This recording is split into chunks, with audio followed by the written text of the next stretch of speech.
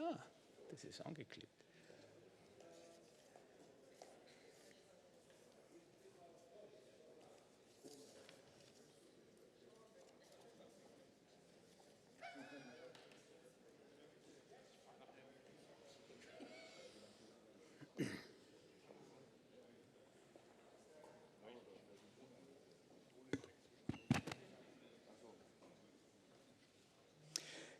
Geschätzte Damen und Herren, Distinguished guests, ladies and gentlemen, welcome to the third and unfortunately also last day of the 17th Summit, Europe Summit of Salzburg's regions and cities. This welcome is also addressed by me on behalf of the Institute and the board, above all Professor Dr. Franz Schausberger, and my colleagues in the board, Stefan Eder and Dr. Helmut Falschlehner.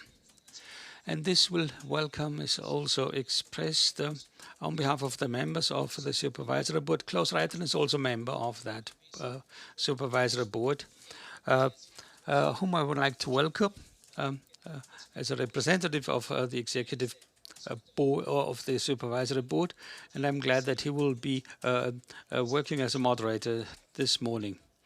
The topic, comeback of Europe, that's the core issue of the Salzburg Europe Summit.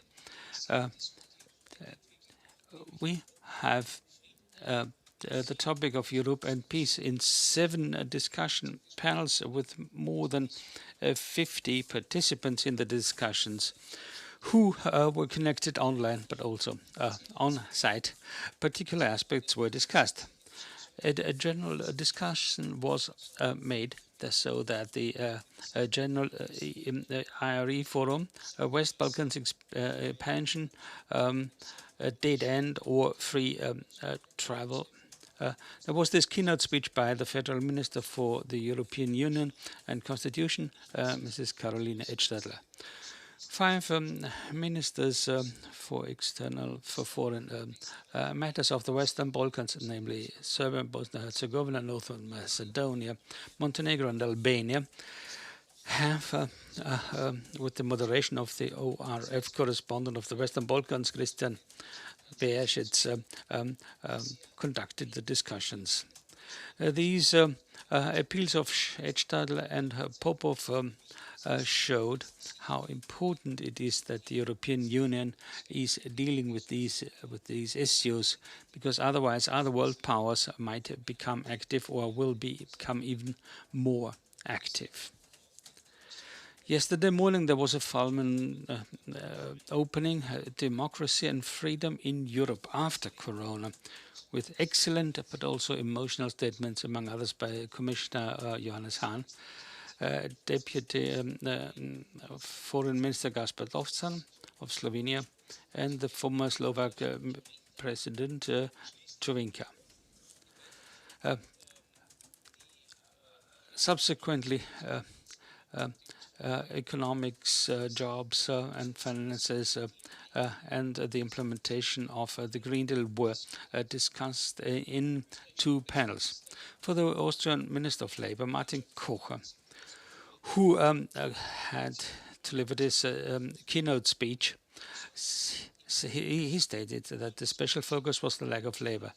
Markus Brunner, State Secretary in the Austrian Ministry for Traffic, with regard to the implementation of the Green Deal, he focused on innovation and investments. He discussed with high-ranking members of Austrian Rail, of Verbund Gasconnect or KAPSCH. And today, 2 further main items, main issues of society and economy. From rural exodus to urban exodus, this is a main question for the Institute of the Regions of Europe. Rural exodus was found everywhere in the past. However, during the Corona crisis, this trend changed. There was a reversal. More and more people want to move from the urban area to the rural region? Is this just a perception in some regions and in some areas? That is the question. And the last panel of this year's summit will deal with tourism. It will focus on tourism, which already before the beginning of the pandemic was under discussion. And in the former summit, we also had discussions on this topic. Remember the key words: party tourism, cruises, mass tourism, over-tourism, traffic problems. Corona with the corona crisis, this over-tourism was abolished as a natural thing. Although we are still suffering, it still offers the possibility of a restart on the basis of a more sustainable tourism globally, regionally, and locally. For all the areas that are dealt with, democracy, climate change, etc., the crisis has shown what has worked well and where states in Europe still have the need for recovery. Europe, the European states, and we all together must not spend this crisis, but must use it to to reinforce it. To welcome to the third and last day of the Europe Summit of the Institute of Regions in Europe. Ladies and gentlemen, to welcome on my part this panel number 3, from rural exodus to urban exodus, Klaus Reitan. I am glad to moderate this group. I would all welcome you who take this opportunity to attend this summit in a live stream. We welcome all those who will have a look at it afterwards. These specialized discussions, of course, go beyond the scope of this hall in the Congress House. Thanks to the President for this introduction, these introductory remarks, the antagonisms, but also the challenges in the relationship country and city, which is also in the struggle of the pandemic, but also in the consequences of the climate change that are being seen here. On this panel, ladies and gentlemen, and I may welcome shortly the 6 panelists, we have on the one hand 2 personalities from science, Doris Kleilein, architect, and Matthias Günther, economist, head of Eduard Pestel-Institute. He's in Hannover. So a hearty welcome applause for the 2 scientists, please. These 2 personalities, ladies and gentlemen, will, in the first statements, try to explain the theory on in social sciences. Then, from theory, we'll make a great leap to practice. We have 2 personalities who will contribute with their experience. Mrs. Dragana Tomić Pilipović, she's from the Vrmdža rural hub in Serbia. You will also explain this and tell us how it is pronounced. And the president of the city of Zabrze, Małgorzata Mańka-Szulik. A hearty welcome to you both. Having the theory and the practice, and also the physicist Heisenberg, whom Heinz Fischer quoted, there's nothing practical than a good theory. It needs an intercut, and that's the management. And the management in the relationship country and city, the analysis of what are the conclusions. And in this respect, we welcome Alexander Biach, Deputy Director of the Chamber of Commerce of Vienna, and lawyer, and also Mario Winkler. He is active on behalf and for Hagelversicherung Insurance, head of communications. That's the theory, that's the instance which combines theory and practice.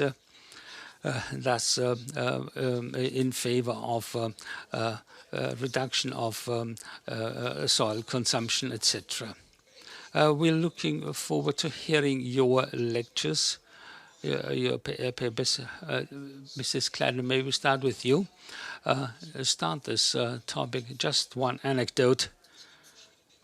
There are different young people who have good ideas every now and then they go to university professors and would like to talk to these university professors.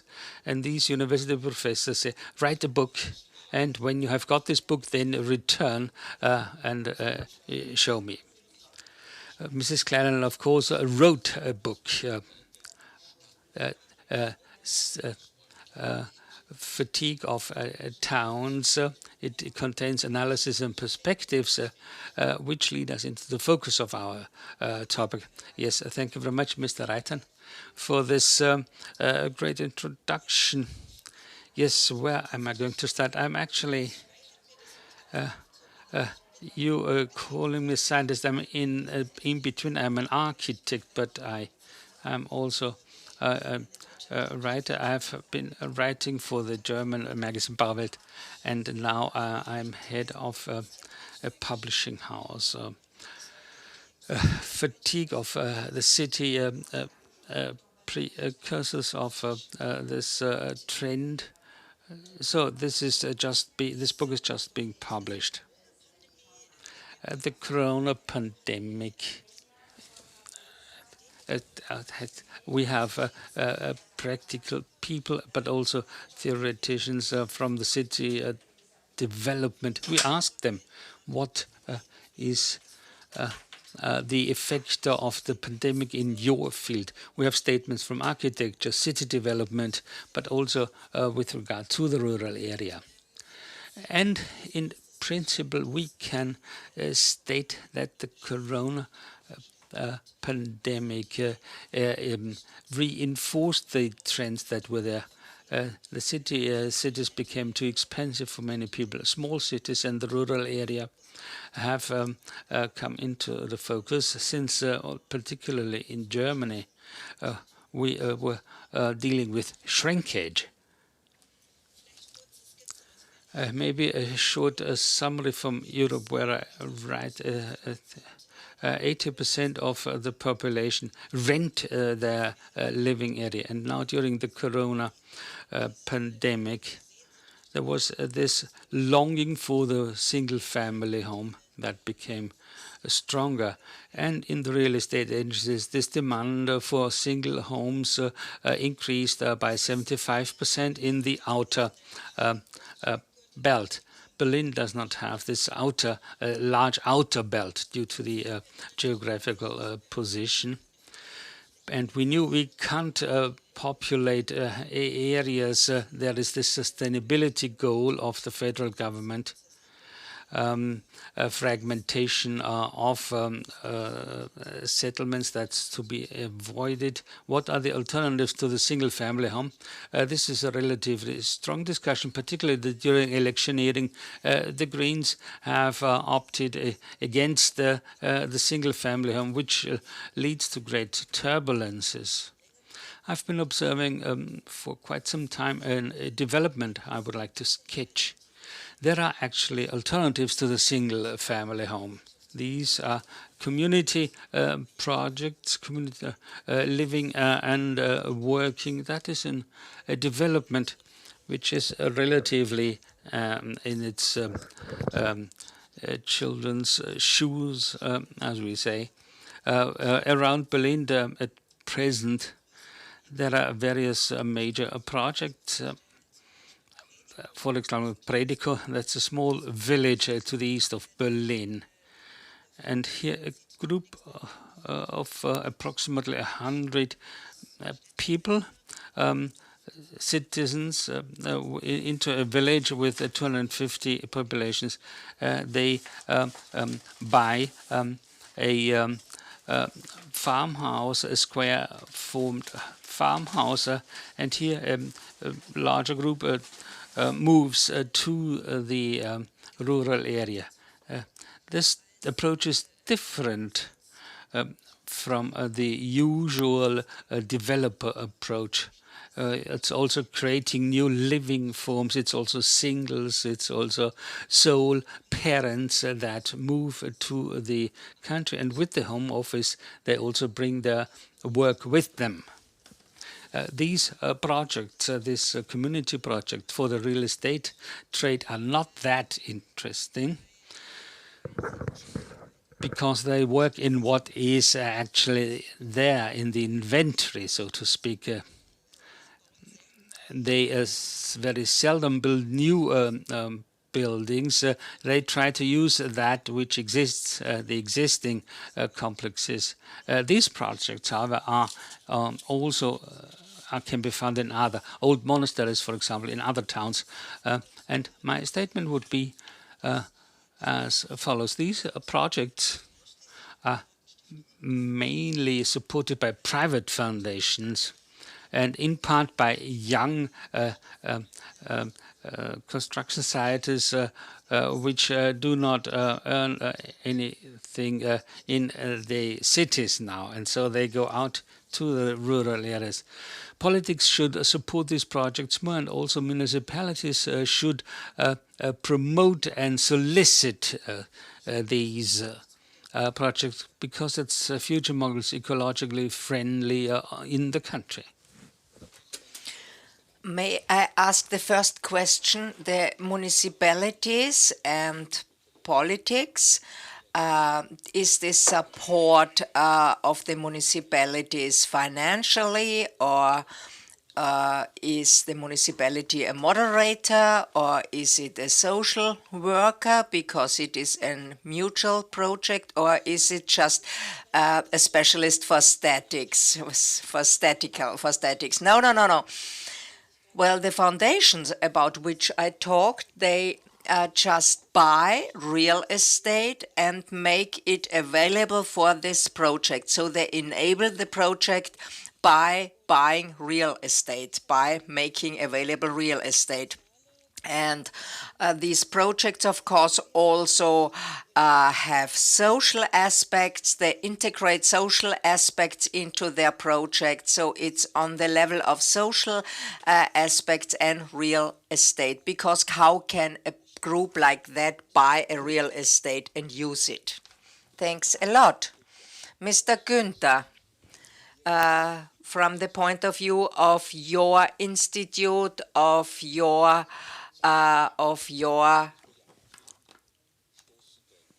institute, what are the projects? Well, ladies and gentlemen, thanks a lot that I'm here. It's the first time I'm on a conference in Austria. I have been there only for holidays, but it's also nice to be here and work, and it's also a very inspiring conference.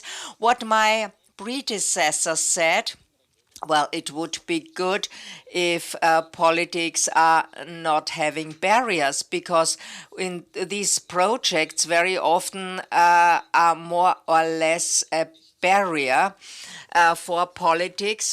So if we do not if we had more support, it would be nice. And the subject is, what did Corona do with the housing market? Well, I have looked at the city of Cologne and the migration movements in the surrounding of Cologne, starting from 85. So in North Rhine-Westphalia, we have these migration movements, and then you can see the first ring around Cologne had brought 3,000 people from Cologne every year.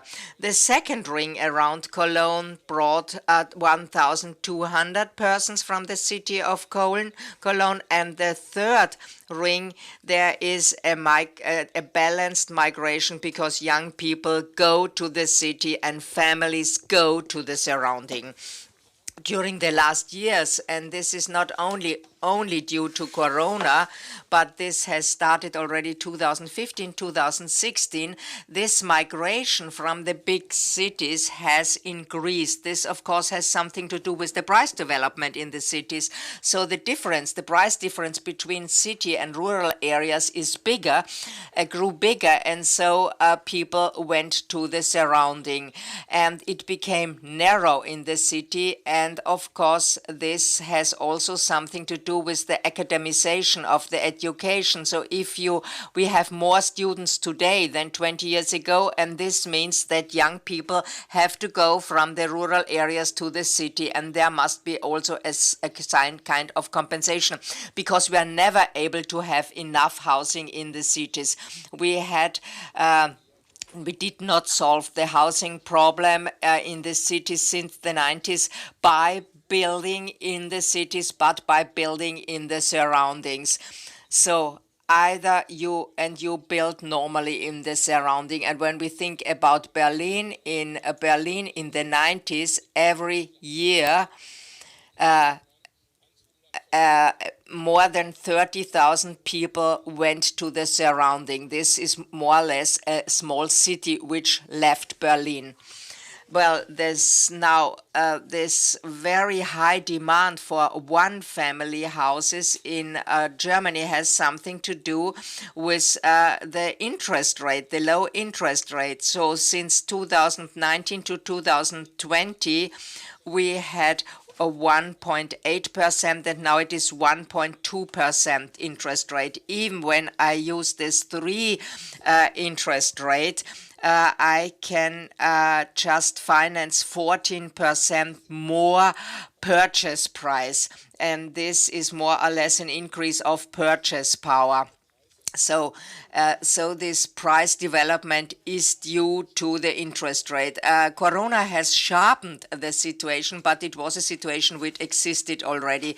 And the subject, good living in the rural areas, I think the most successful newspaper during the last years in Germany was Landlust. So this shows that people want to go to the rural areas, even when people know that this is not all true, because they do not have a gardener, they do not have servants to have this nice Landlust. But this is one of the aspects of Corona. The second aspect is the permanent expansion of home office for employees. And we see this now, that real estates are sold in regions which were not sold 20 years ago. But when I have to go only 2 days a week to the office, then I can have quite a big distance between the city and my house.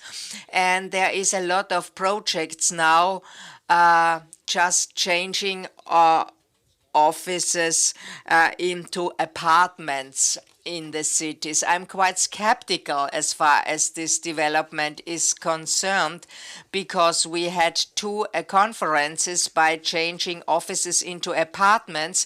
The politicians agree, because here you can make apartments without building new ones, but in reality this tendency has decreased, because there are still some bureaucratical barriers considering building regulations and so on. And I'm a little bit skeptical as far as making apartments out of offices. I would not say we have here 120 million square meters which can be apartments in the next 20 years. This would be more than 2 million apartments. I don't think that we can achieve that, because one barrier is the owner structure. Well, if you rent an office, or then you can rent the office, but they don't want to deal with normal apartment rents. So you have to talk with the landlord all the time. And so, well, I'm afraid that I think we will have more empty offices or just remove these buildings. But this has nothing to do with the wish to use these buildings sustainably. Well, because according to estimations in Germany, we have 15 million office jobs which could be used for home offices, but how many they will be, they can be really used for apartments in the long run cannot be said. But what we can say, and I know this from the demographical development in Germany, we will have a relief of the tension of apartments, because the 18 to 20-year-old persons, they will not grow more in the 2025 because more people will die at this time and more apartments will be empty. So these lacking apartments, these lacking houses will decrease. They decrease already now because the prices in the cities have already a level that young people just rent smaller apartments than before. Than it was 20 years ago, and this is the development which is with which we are faced. And of course, the consequences of Corona will not be felt anymore in a few years, like the refugee crisis at the beginning of the 90s or 2015, which were socially now already compensated and processed. What we have in front is now the realization of climate protection, and I think there will be much more consequences on the apartments than Corona than Corona so far. Thanks, consequences of this climatic protection law, yeah, financially, socially, yeah, this is another thesis about which we will talk. Now, I would like to come to our practical representatives, and you both, of course, are always faced with this. May we start with you, Mrs. Pilipović? You have founded a hub. This is a social and in order to enable social and economic life into the region. What was the main reason? How does that look in practical life? Give us a few examples about that hub.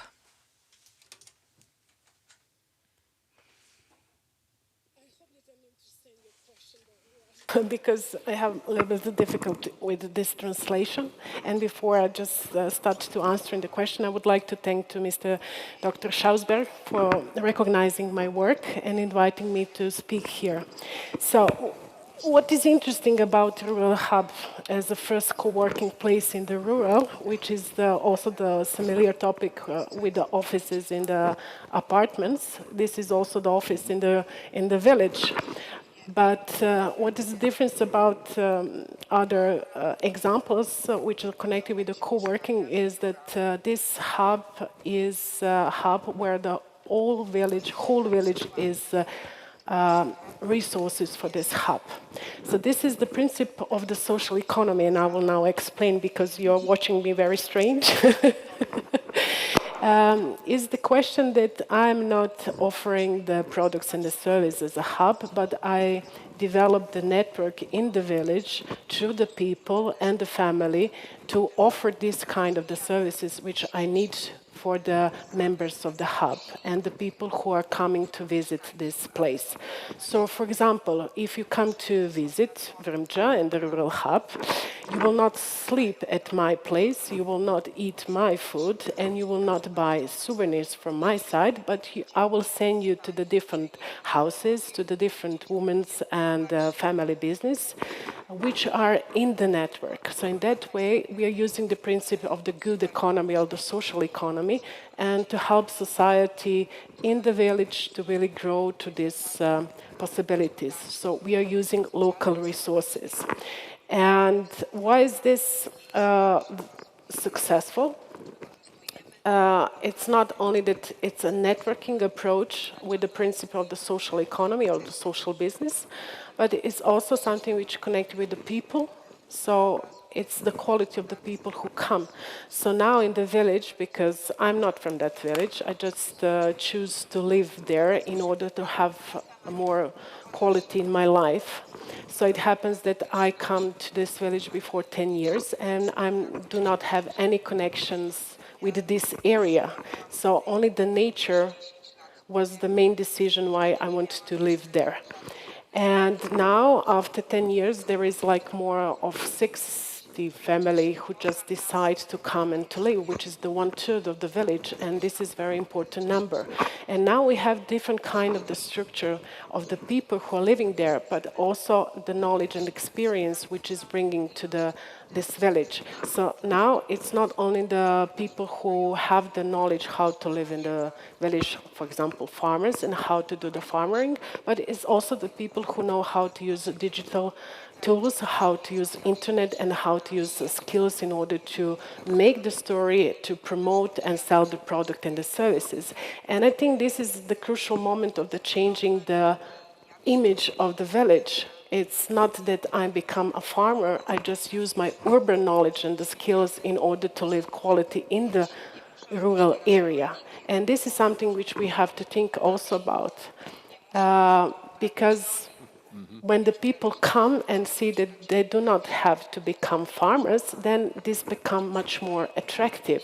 They are getting something which they can't get now anymore in the cities, which is commodity to live in the cities. For example, if you are close in the small apartment, as we heard that the apartments will be smaller and smaller and smaller, and the most valuable picture is the house with a garden, so you really want to afford that. And it's not only the way where you're living, it's also the quality of the food, the quality of the air, the quality of the society for your family, and etc., etc. And thanks to the corona, now the people see that there is the bad things and the good things, that the quality of the life can be lived also in the village. But we have to not have the straight line between urban and rural. And this is something which is famous as a urban concept. You know, when you mixture the quality of both sides in order to make decision or solution which is sustainable for your community, for your family, and for you personally. And this is also the third factor which is very important, is that you personally have to be motivated to change your life and to live in this kind of surrounding, because many people have just images. It's nice to have this, it's nice to work there, it's nice, but you have really to make decision. You have to be tough with yourself. And if you go to that experience, then there is no complaining about your decision.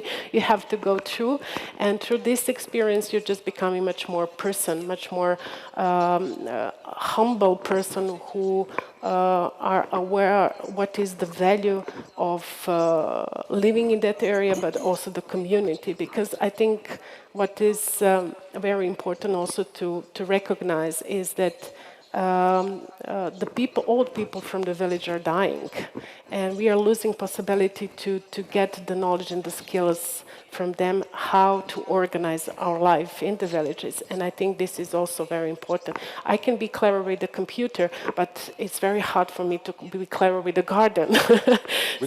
With the garden. So we really have to mix each other and to learn from each other.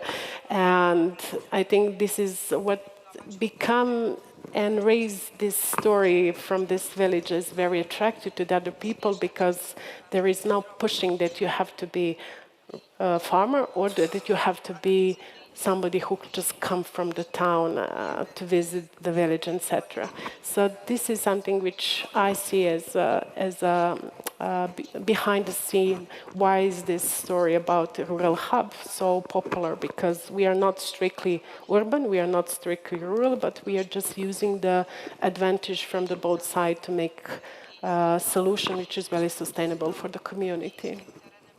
Interesting. So in your experience, it works. Yeah. to transform people from towns within their urban lifestyle to regions or countryside locations? Yeah, it's work. There are some factors. For example, which is very easy now with Corona, is that when I was doing the research 2015, one of the reasons why the people didn't want to go to the small area, rural area, was the financial situation. For example, how I will earn the money for my family. But now with this situation, when the company allowed to work from the house, this is much more possible for the many family to just move themselves to the, but they mostly choose around the town, not go directly so far for in the rural areas. Then the second thing is that in meantime it happens that it happens digitalization. And the people from rural area also become very familiar how to use new technology.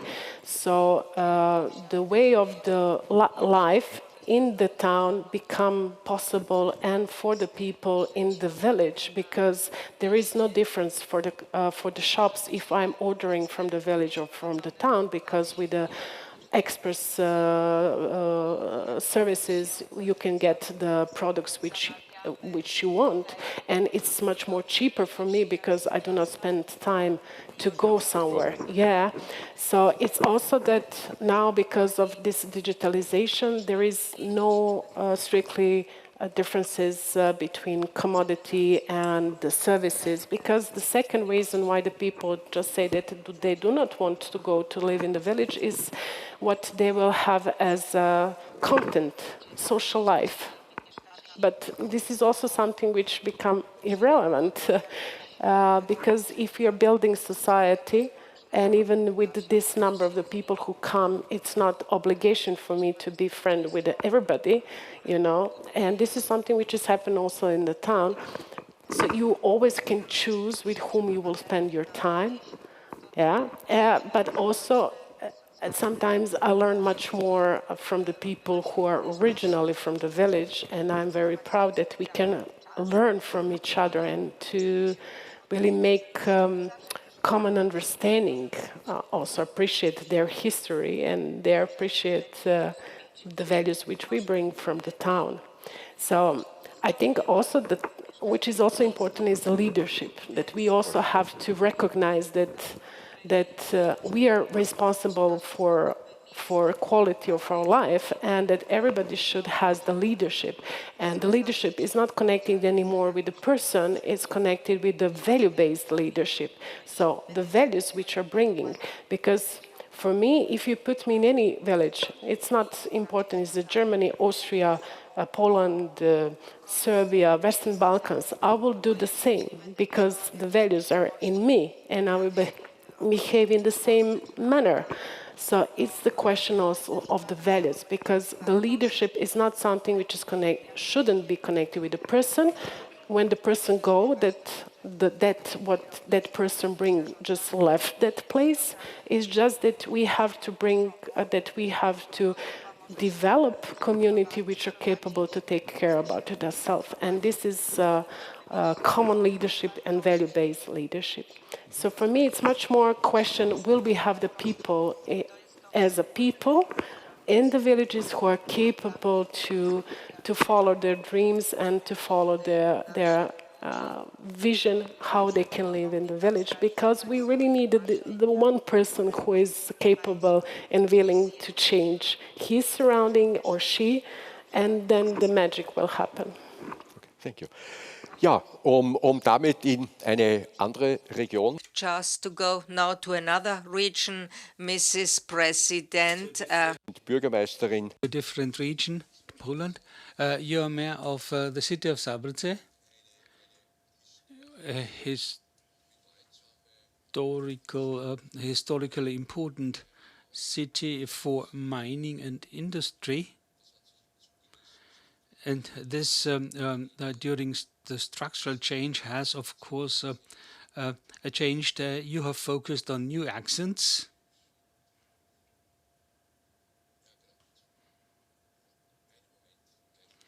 Just one moment.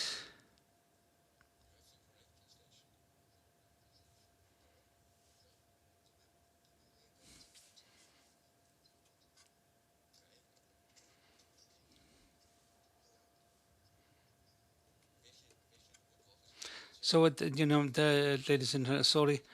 So you're Polish. It should work. The Polish translation.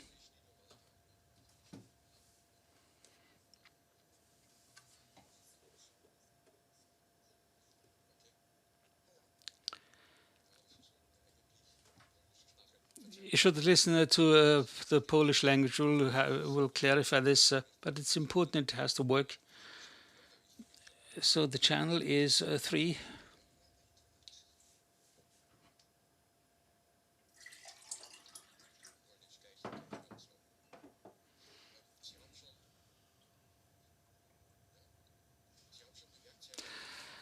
You've seen, ladies and gentlemen, we have here Mrs. Pilipović. It doesn't work yet. From the thesis, we see that Mrs. Pilipović has given some experience which might possibly be material for the second edition of your book.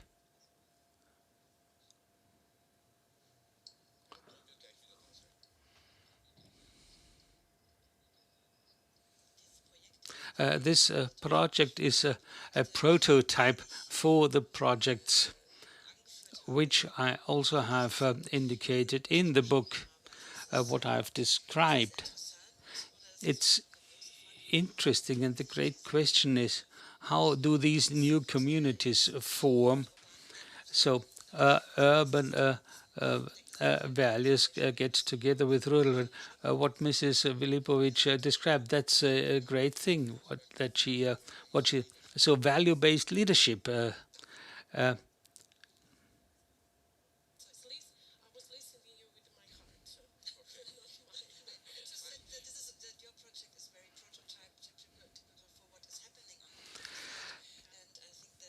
It's really important to integrate these different lifestyles. Yeah. I'm the example of that. Yeah. Thank you. Okay, and I suggest if she wants to write a second edition for her book named Stadtmüde, ich darf es noch einmal empfehlen, Tired of Towns. Tired of Towns, she will come to you and ask for your experience for the second edition of the book.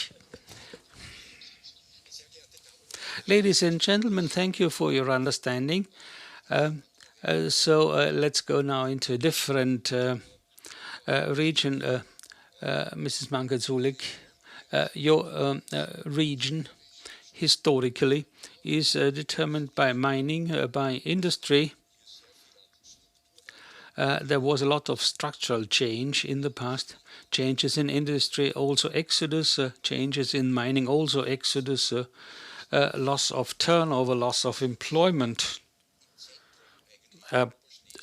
You in the center of Upper Silesia, how did you cope with the challenges, structural change, away from industry, away from mining?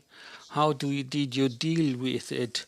Is immigration, emigration, and what are the perspectives right now?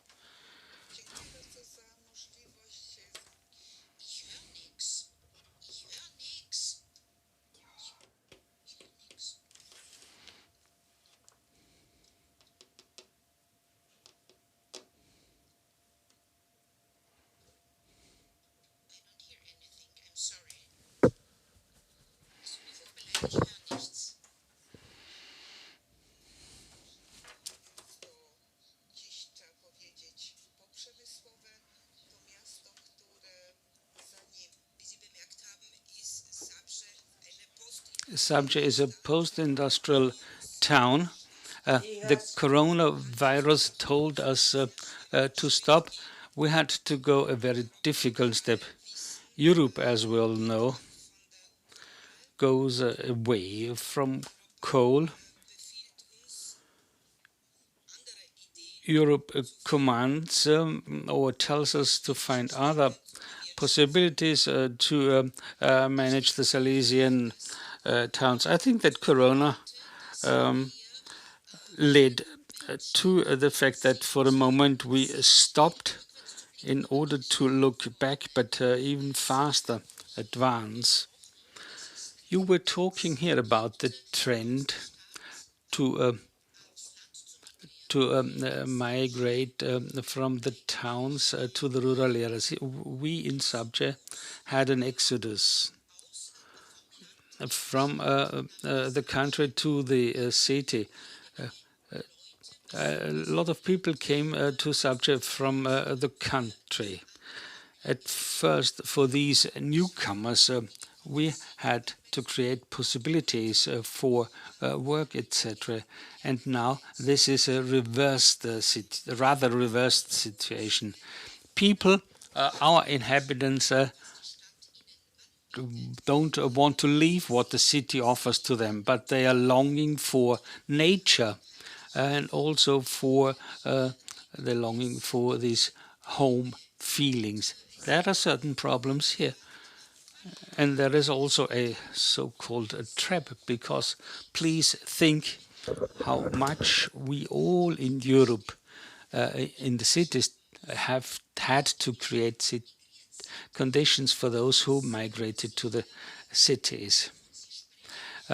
What you are talking about, these empty spaces, these vacated places, it's not these vacated places, it's the these vacancies, it's the structure which we have to maintain. So infrastructure to be maintained, and it has to be offered to those who come from the country to the cities, be it for living or for working or for going to school or for training. We want to have a city that works quite well, but on the other hand, we also want those, or we will have those people here who are looking for living conditions outside of the town. That is to say, we have to have a global eye on this situation. Very reasonable, it is to be tackled very reasonably. I, as a mayor of a relatively large city, think that time has come to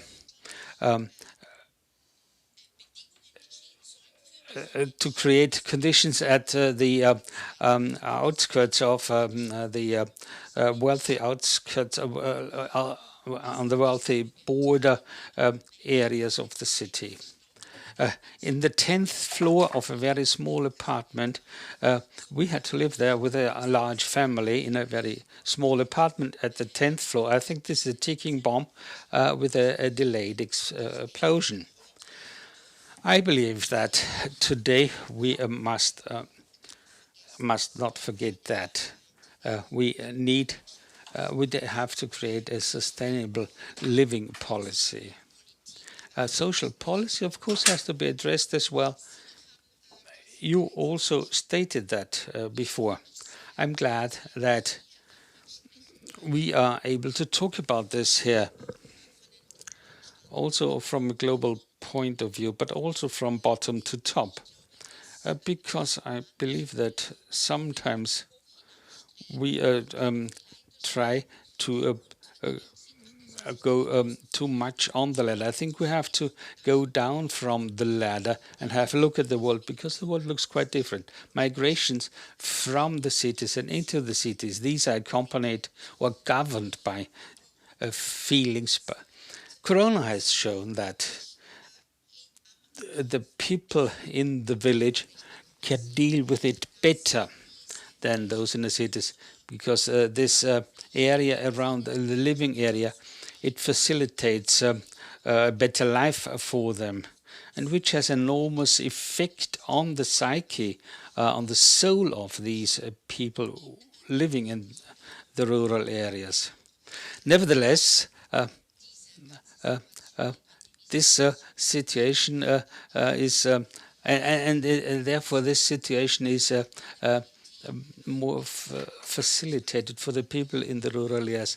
Those responsible in the cities and regionally, these people who are responsible for the living situation, they have to take care that we do not go into another direction again. and be enthused and be enthusiastic about this. We must see that then older people will remain in the city who will not undertake this effort again to re-establish a new life. For older people, it is easier in the city. All the care, infrastructure, and some other aspects are facilitating life, education, training, and please let's not forget that Europe has to recover something. We remember when in the US and Asia, the startups are dealing quite well.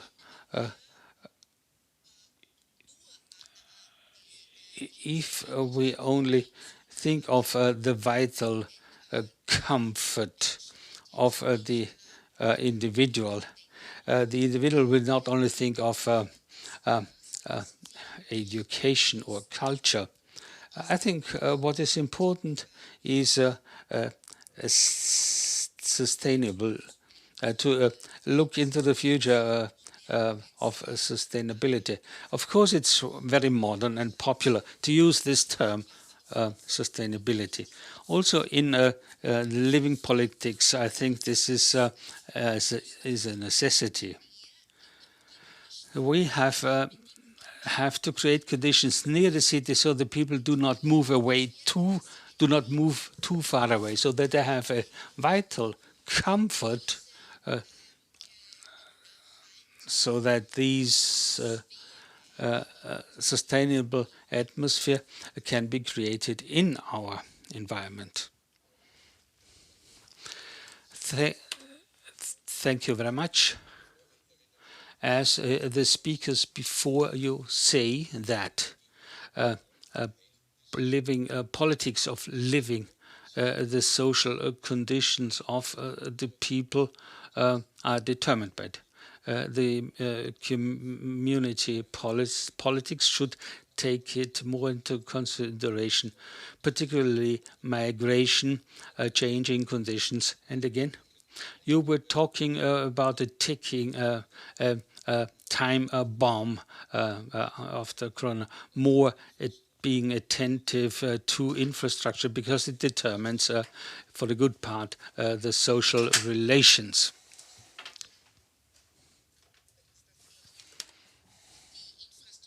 The infrastructure, definitely, yes, but also social politics, social care. What I stated at the beginning, Zabrze is a city which has to prove itself in a double role. We had a large number of rural areas that were to be accommodated. And today we have to see that not too many of these inhabitants escape. And therefore, this marginal belt around the city, Zabrze has 8 mines. They are all closed today.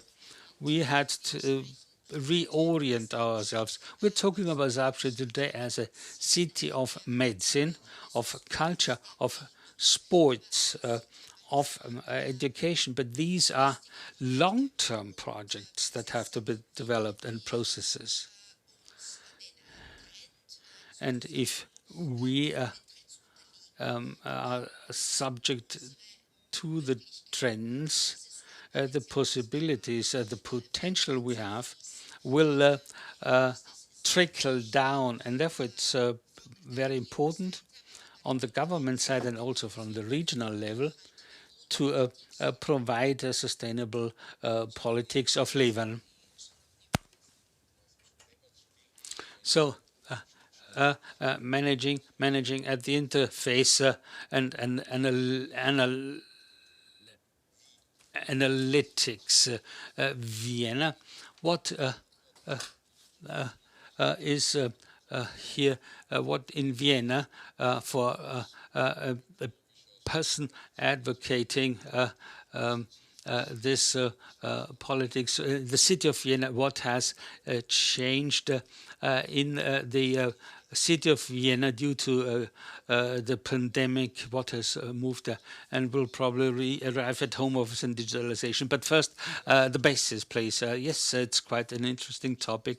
Do the people escape from the town, from the city, and do they look for their new living environment in the country, whatever the definition of a country is?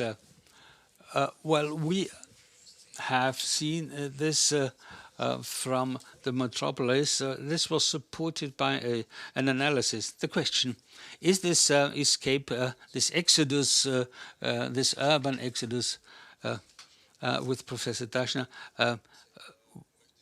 I would like to present it to you briefly, because we have three movements. We've analyzed three movements, and we were able to see, let's anticipate the result.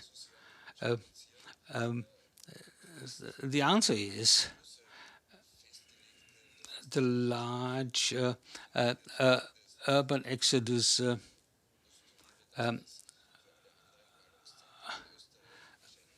and I don't know. And I believe that it's also in other populated centers, could not be observed. We have seen two forms of urban exodus. That's urban exodus, the permanent one, towards the wealthy belt, the close to Neuburg, for example, in the periphery. And there is the temporary urban exodus.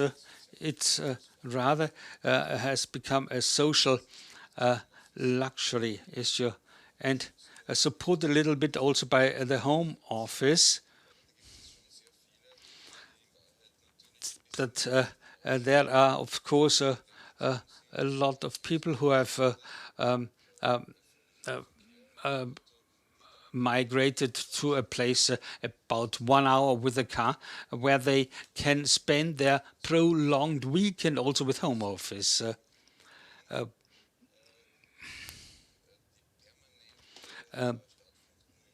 permanent urban exodus into the periphery and for the weekend, for the prolonged. There are three movements which we could see.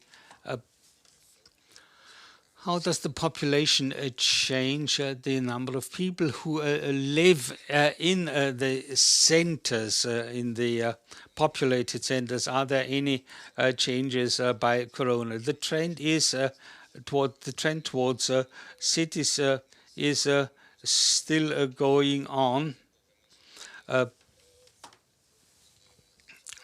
In the beginning of the years 2000.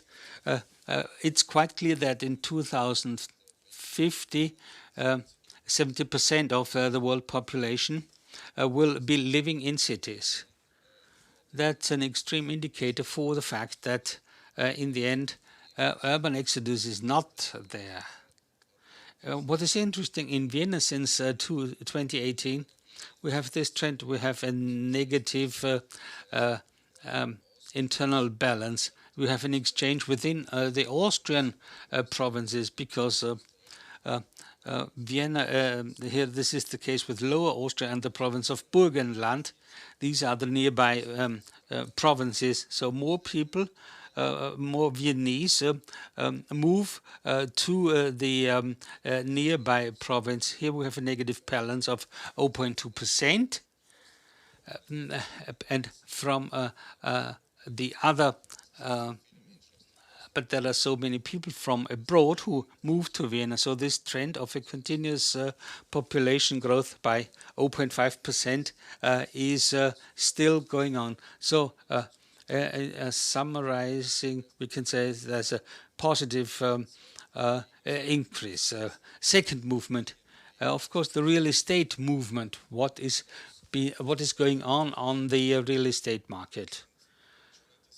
And here we can see interesting trends.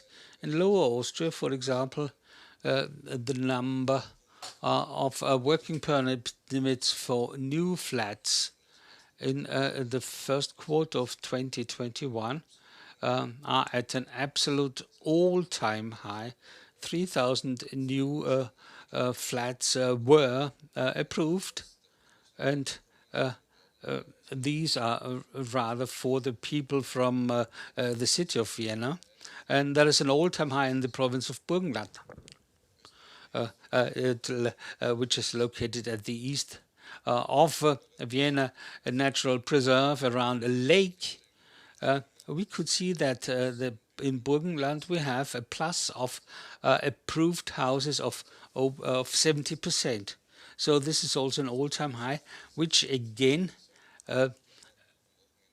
I moved there for the weekend, and it has of course been reflected in the real estate prices, particularly as far as flat prices in the periphery. Prices in Lower Austria in the past years, since 2015, from 1,900 euros per square meter to more than 3,000 per square meter. And these prices are now valid for the whole province of Lower Austria, not only the periphery of Vienna. Of course, we could say, well, if there is such a high and big demand around Vienna, then people probably leave the city. No, but that's not true, because the prices in Vienna were also rising. Well, here we had 3,500 euros, and now we have 4,700 per square meter in an average. Of course, there are regions which are not so demanded. So the general demand for housing, for living space is existing, and we have a permanent migration to the periphery of Vienna. And of course, public transport is very well developed in Vienna, and it's quite easy to get to your job and your working place quite easily. And then the third movement, and the real estate movement, well, the third fact is, and the third movement is the labor movement, the home office movement, if you want to say so, based on which this temporary migration from the city can be seen. And we see it because electricity demand and consumption increased in Lower Austria, especially in March or April. The Viennese left Vienna also due to psychological reasons, as Mrs. Mayer said already, because they wanted to have more space. They did not want to be locked up in a small apartment. And children could also do homeschooling, and they could do this homeschooling also in the periphery of Vienna and in the surrounding of Vienna. And this was leading to the fact that in 1 year we had plus 70% more electricity consumption in Lower Austria, the province around Vienna. But an interesting indicator is also home office will lead to the fact that this tendency will continue, will remain.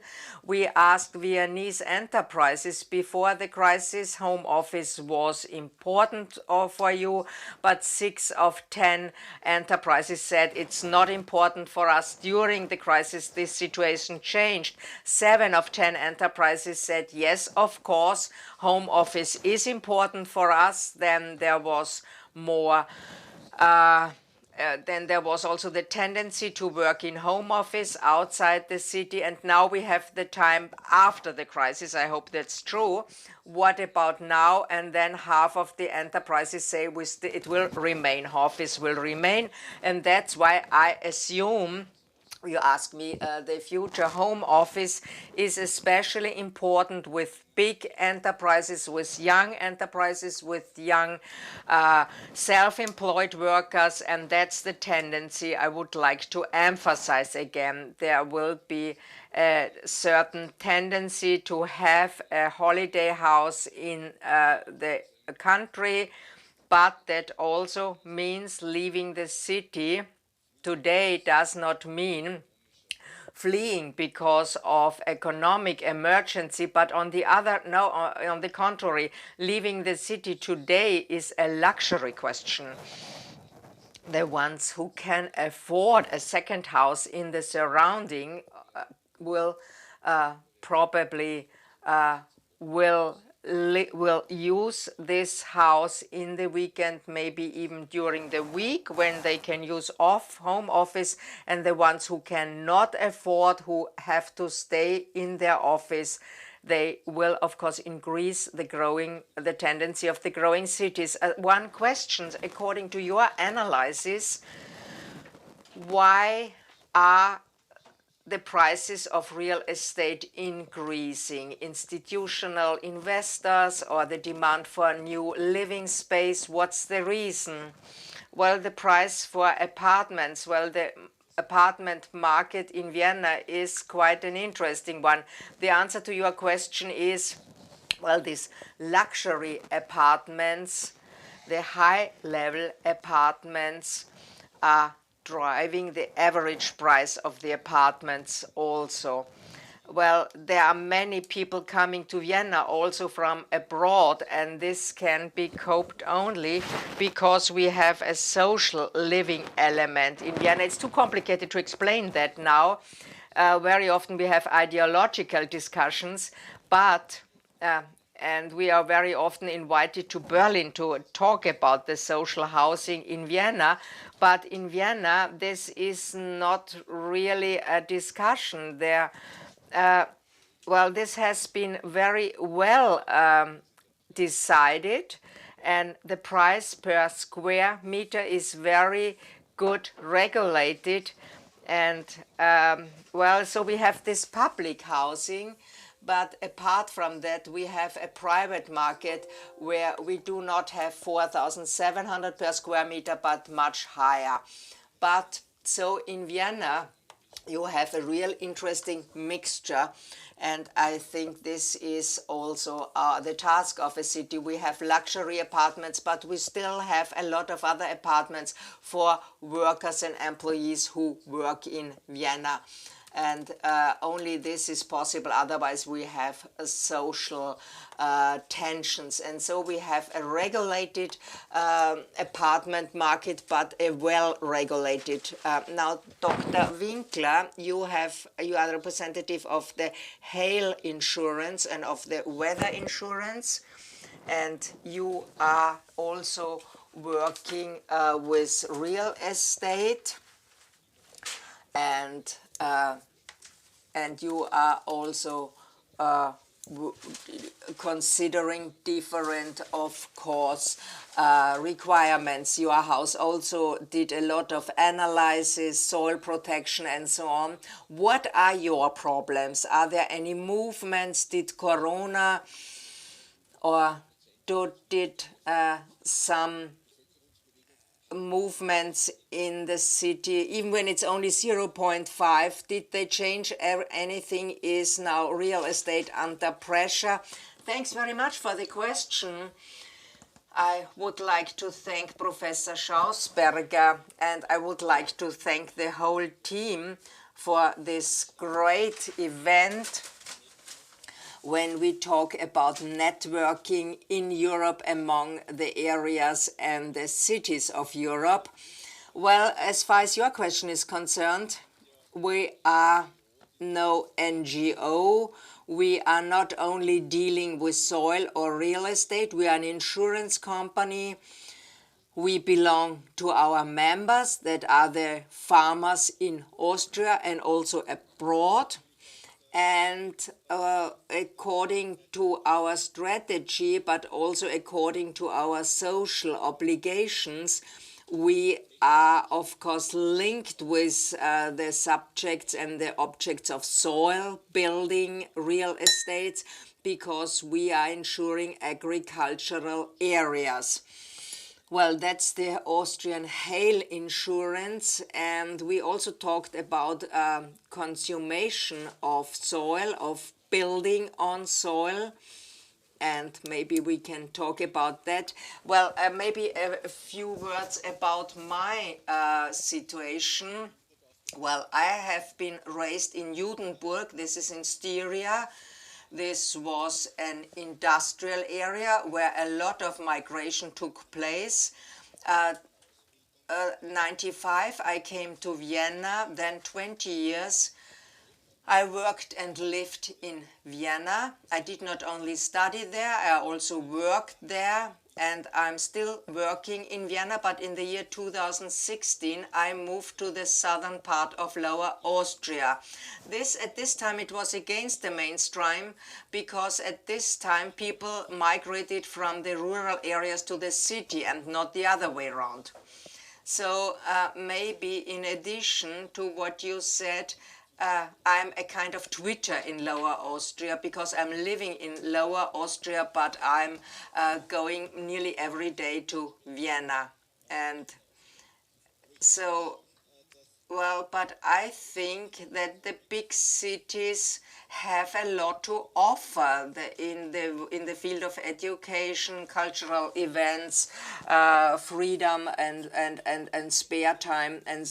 But especially during the corona pandemic, a lot has changed in the heads of people, because many now want to live in a green surrounding and not in a gray surrounding, not in concrete and on concrete playing grounds. And last year there was an analysis showing that people, this was a survey in Vienna, that the majority of the Viennese want to have less traffic, less noise on one side, and they want to have more space, they want to have more green space. Now I was using this keyword green, and now this is the areas used for building. When there is a tendency that there are holiday houses beyond the periphery of Vienna,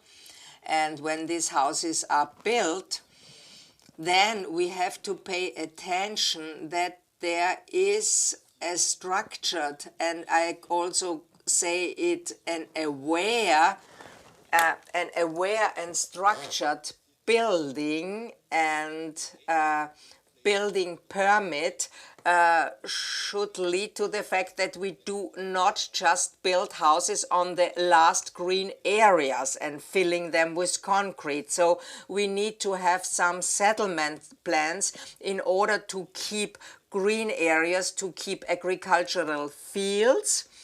Also fields are built, but the farmers still need these areas in order to produce food, and food is needed by people in the rural areas and in the cities. And so a structured planning, building planning, is important in order to, and we are just building on 11.4 hectares per day, and we should reduce that area, of course, which is covered by buildings every day. And this should be reduced to 2.5 hectares. So we have a lot of measures in order to change that situation. One measure, for example, is that is using empty houses in the villages, in the municipalities, empty houses which could be used, and empty houses which are empty because their inhabitants went to the city. And everybody who is sitting in that room knows empty houses. For example, food shops or things like that, because a shopping center was built and the little shops closed. Well, but I think it is necessary that these empty spaces should be used again, should be also used economically, and so an investor should use these empty spaces, because nowadays it's cheaper to build on the green field than restore an old house. And the funds for that would be, where do you get the funds? Well, the funds in general to restore empty spaces. Well, we also had some analysis ordered by research institutes. Well, in a short words, we need public promotion systems in order to make investments attractive in empty houses. Of course, we also have a law to preserve monuments or monumental buildings and also to deal with old loads, old poisonous wastes in the ground. So we need here some support from the public. Thanks, David. Now you too. You were also nodding your heads already, you were smiling, so you probably have some questions. Mrs. Kleilein, to start with you. Well, there's a lot of movement. People are moving. People are taking new initiatives. A lot is changing. How can these empty spaces, which you also describe in your book, how can we fill that empty houses again? Well, Mr. Günther, you also said that obviously the owners or the landlords want to rent to offices, and they do not like to just to rent to private persons, and there are some restrictions as far as regional planning is concerned. Yes, it was very interesting to listen to your figures. In Germany, we call this development the donut villages. So the villages are bleeding in the center, and they have houses in the surroundings. So the center of the village is empty, and around the villages you have this belt of one family houses, settlements of the 80s or even earlier, and supermarkets. And well, I think we really have to talk about quality and the architecture, for example, and among planning offices, there is a kind of change now, because this tendency is do not build new houses, use other materials. We know that the building material market is of great importance. People do not want to use concrete so much.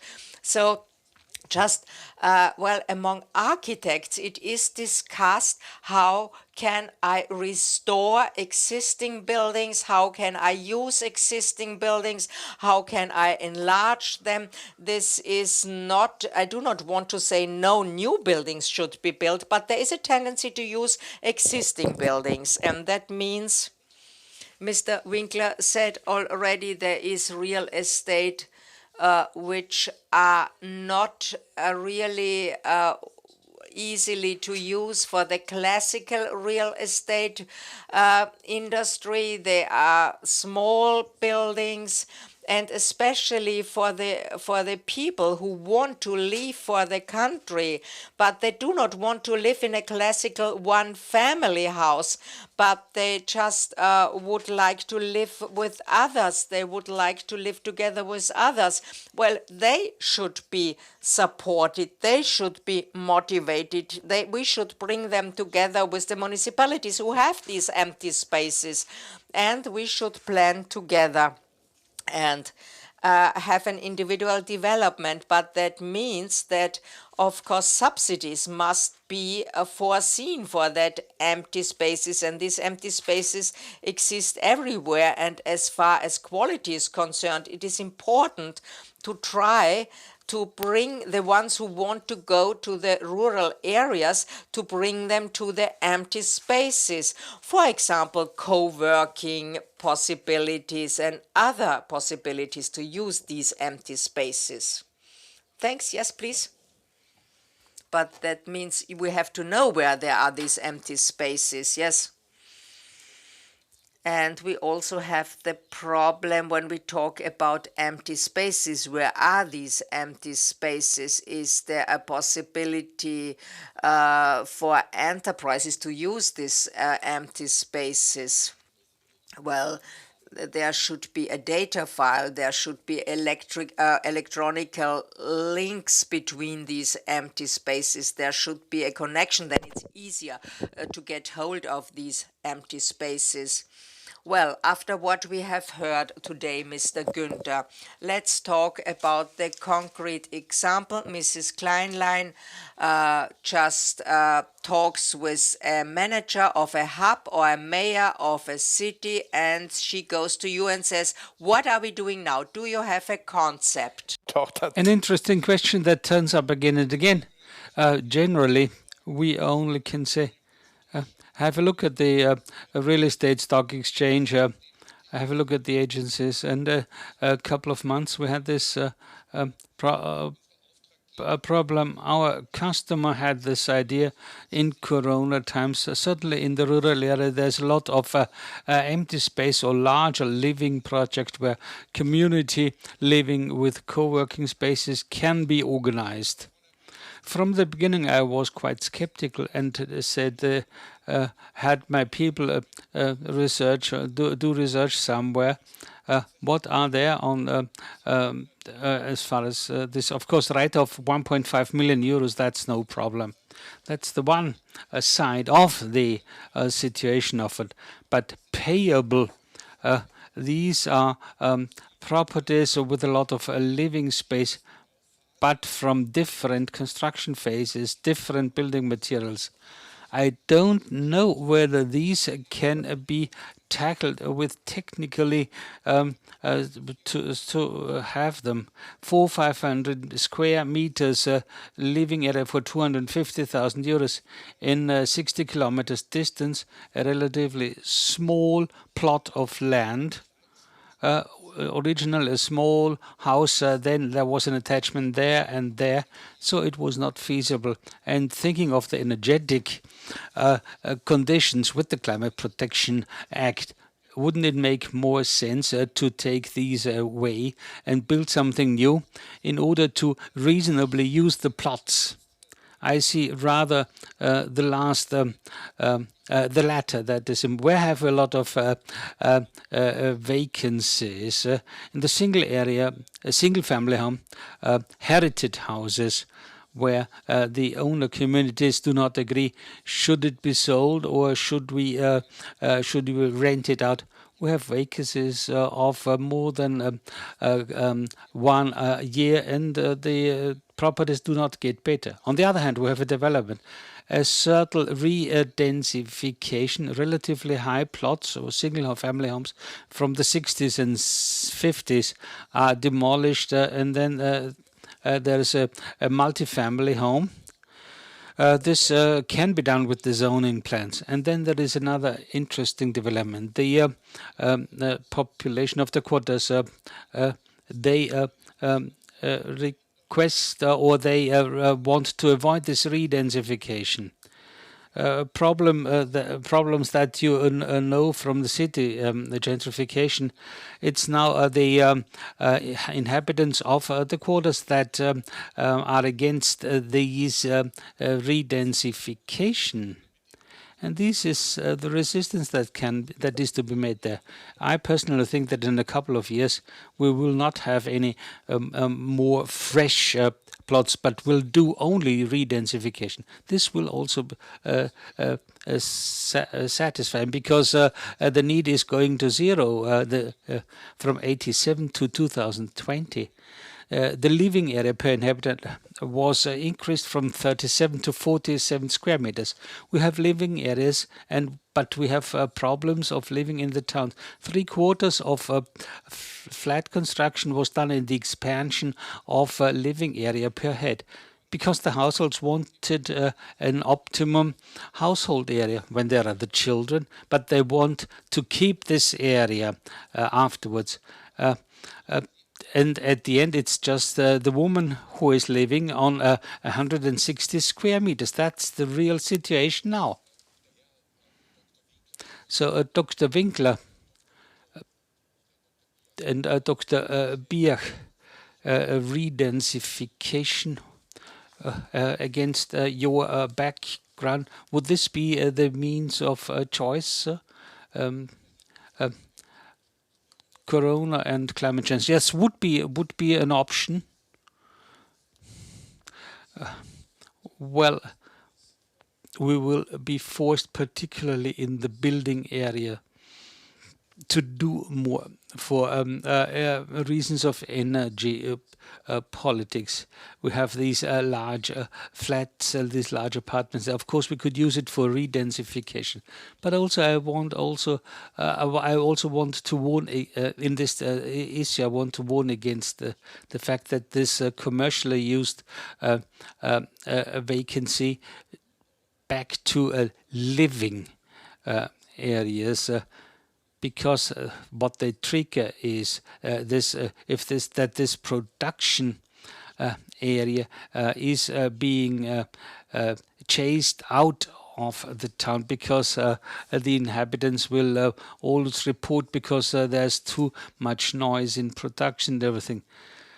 So then we have the fact that the commercial operators move to the rural area, and this trade area moves out to the belt. We see this in Salzburg. They grow together. A lot of trade areas move out from the city, productions, etc. And then the donut effect starts being after people live there and sleep there, but they work somewhere else, and shouldn't be like that, because that's this idea. So redensification very cautiously, not mixing industrial trade and living areas. Now we're going back to you, representatives of regions. What would you and Mrs. Pilipović, when we start with you, and then Mrs. Mańka-Szulik, what is for you in the face of migration, internal migration, in the face of climate change, in the face of corona? For you, the essential thing, the most important thing, facilitating laws or subsidies, investors, and if investors, private investors, or rather institutional investors. Or would you say that we at first need money, or would you see easier conditions before?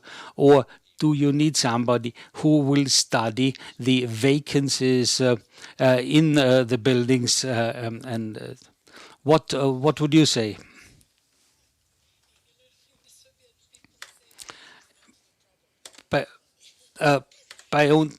Bei uns sagt man, Much more important problem is the people, because we really need the people, and even every solution should not only take in consideration, and I agree with Doris, that we really have to start to talk about equality, and that the people, we don't watch the people as the number, statistic number, because I also think this is also a very important problem. We need to think about people as a human being, and that we have to really see that where we are in the future and how we can use the resources, but because even investors, even the institution, in the 10 years will not have the same situation, because the people and the number of the people, demographic situation, the situation with the skills, the knowledge, everything will be different, even for the 10 years. 10 years is not too much when you say, but it's really too much for what's gonna happen on the field. So for me, I think that the most important is that we know that the big changes are not It will not happen with the big steps. They will happen with the small steps, and the small steps should and must be connected with the people as the human beings. So, for example, I'm interested to live in the village because my experience of the living is in the village is the experience of the quality. And we should think about that. Even economists will tell you that we are not selling any more products and services, we are selling experience. So if we can change the experience of the living in the small area, then we can make the difference. And I think this is something which is for the table for the all sides who are asking what is the future steps regarding your question. Okay.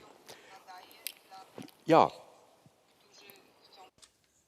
Yes, well, Madam President, Mańka-Szulik, what is important for you? What is the crucial thing, the most important?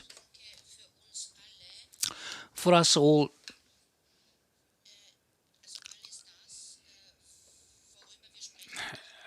what we are talking about, we do that for the people, for the inhabitants, because those who are placed at a disadvantage by the coronavirus, I think we have to work in parallel. Legal stipulations, of course, are very important so that we do not place our dreams on every little piece of wood and made. People dream of a good living quality. Everybody is dreaming about it, but we have to create conditions. And of course, I'm talking about the Donut Belt, the sub-urban affluent belt, so that people are being tied to this area.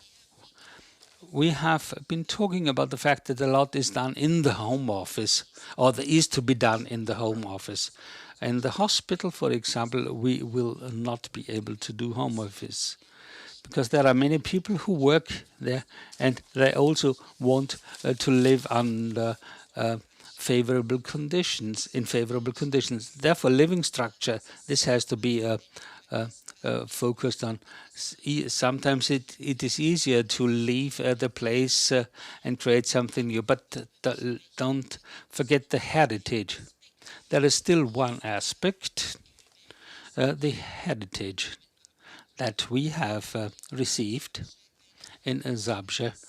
We have a very precious heritage. We have a post-industrial area that was created where we have put a lot of art in it. And it is with pleasure that I have to state that Europe really has seen that. We have received the award Europa Nostra. That is to say, we can see we are able to utilize the post-industrial areas very well. I really want to come back to this. We should have various areas in parallel to be taken into account, not just providing the money. We cannot just put the dreams above infrastructure. To facilitate to our inhabitants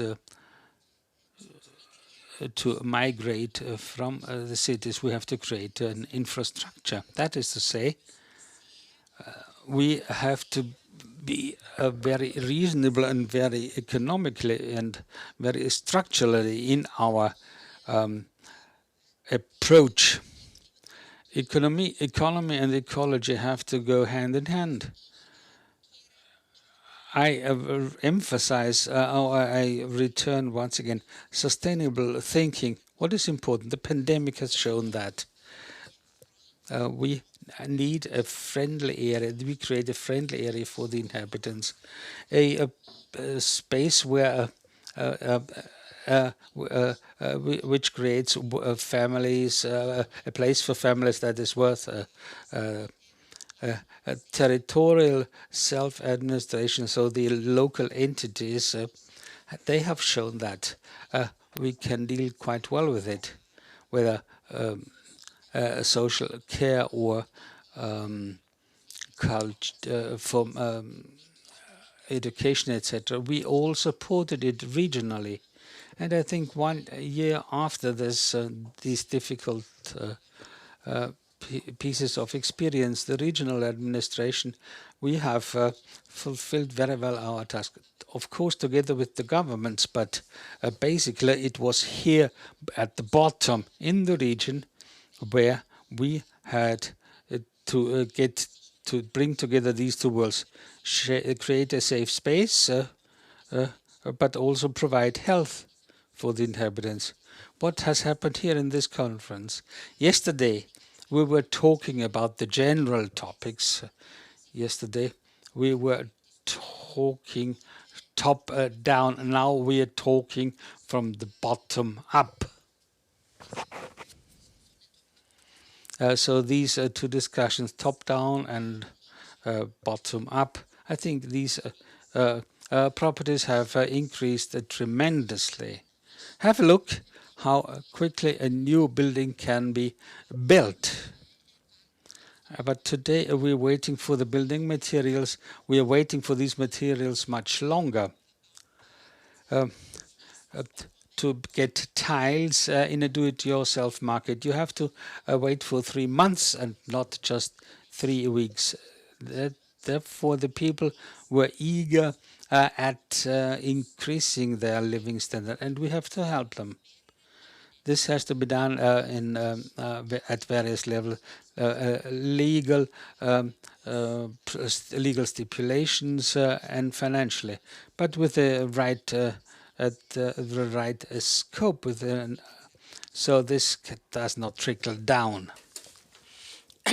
And this is already the start for a concluding round. We are talking about sustainably from the bottom to the top, and to do that with a very clear dimension. A question to Mr. Biach. How can we do this as a site? We are all lawyers for a special site, for a certain place. How can you manage that? Well, how can we concretely influence politics, legal situations? It's getting more and more difficult because people expect a lot nowadays as far as their living and their housing is concerned. These expectations have grown. People want to have more space. Well, this is the individual requirement. Then you have the core around this individual person, which are neighbors and persons who live around this individual person. And this is shown in a lot of discussions, also quarrels at the court because neighbors are disturbing each other, and now the legislator is trying to accept and to present new laws. And there will be a discussion in Austria, for example, as far as the new law of environmental compatibility is concerned, of required infrastructure, which is on a very high level. I saw this year in Berlin. You also have a very emotional discussion concerning public infrastructure. And then there are also the interests of parties, of political parties. And then you have this general target which must be fulfilled. Well, we should protect environment, and that means we should protect the future of mankind, and we should do all that in one task. And this is a very difficult task, but it sounds cruel, but we can solve this task only by acting quickly and not just discussing these issues. Because today we are discussing about highways, new railroads which should be built, which must be built.